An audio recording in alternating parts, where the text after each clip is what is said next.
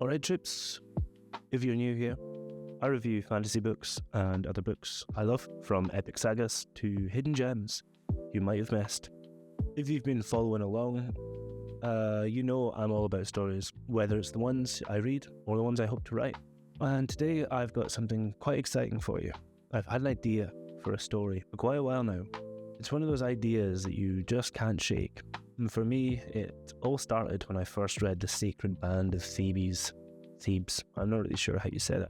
For those of you that aren't familiar, the Sacred Band were this legendary group of elite soldiers in ancient Greece, mostly lovers, but loyalty and the camaraderie they shared on the battlefield was something else.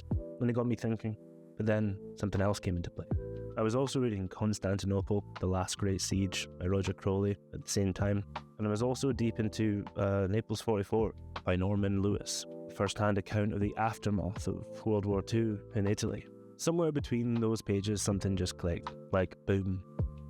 All these ideas, these different time periods, I could just see the story forming. The kind of historical fantasy I love, rich in detail, but with a twist of something magical and untold. But as all writers can attest, that moment of inspiration, it hit like lightning, and then it just kind of fades into the background collecting dust. You get distracted by other books, life gets in the way, and before you know it, you're still sitting on that idea, not doing anything about it. I know we've all been there, right? But here's where it stopped for me. I recently started reading a book that changed everything for me. It's called Write for Life, and if you're looking to write, I highly recommend it. It's not just a book about writing, it's a method. The writer challenges you to write a book in just 6 weeks. 6 weeks.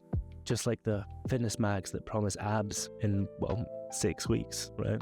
I could have held the book up briefly to show you the cover, but I bought a Bezos digital copy because the hardcover was the size of a blood weapon. So the idea is simple, powerful. Stop overthinking. Stop waiting for perfect conditions and just start. It breaks down the process into manageable chunks, and honestly, after reading it, I felt like someone handed me the perfect blueprint to get started. And then what? Well, I'm gonna do it. I'm gonna write my book from scratch in 6 weeks. And here's the fine part. I'm gonna be journaling the whole process over the next 6 weeks and sharing it with you. I want you to join me on this journey.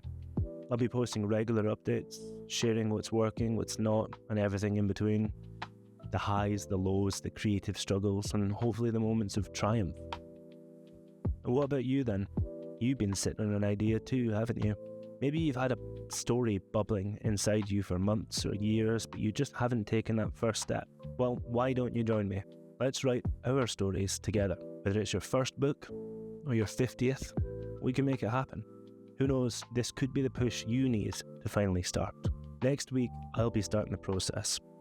I'll break down how I'm planning my book, what my goals are, how I'm going to tackle writing in 6 weeks. If you're interested, make sure to hit that subscribe button so you don't miss a thing. We'll keep each other motivated, and I'll share my progress with you every step of the way.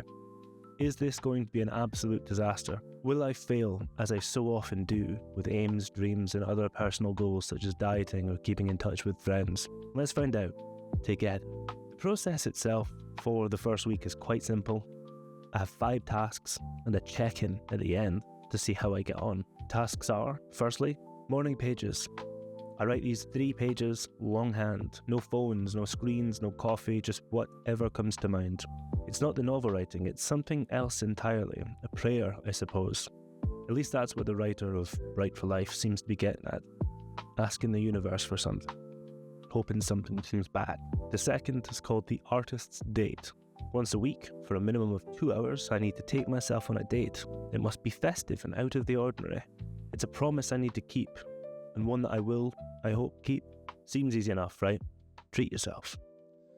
Third, walks. Twice a week, I need to take a walk. A 20-minute walk, solo and with no phones. That one will be tough. My own thoughts, Christ, that one will be tough. Fourth, the daily quota. 2 pages must be written of the new book. Every day, minimum, rain or shine. I must get 2 pages down. This is where it starts to take shape, I guess. Fifth, I need to find and experiment with different writing stations and identify how they affect my process and my progress. A nice spot at home, a coffee shop in a nice enough part of town that my laptop won't be stolen, and somewhere entirely new. After all of this, I need to check in. How many morning pages did I do? Did I manage to write every day? Did I take my artist's date? Did I take my 2 walks? Did I hit my daily quota? So, pals, grab your notebooks, your coffee, or whatever fuels your creativity, and let's make this happen. I'll see you next week. And until then, happy reading and happy writing. Bye-bye.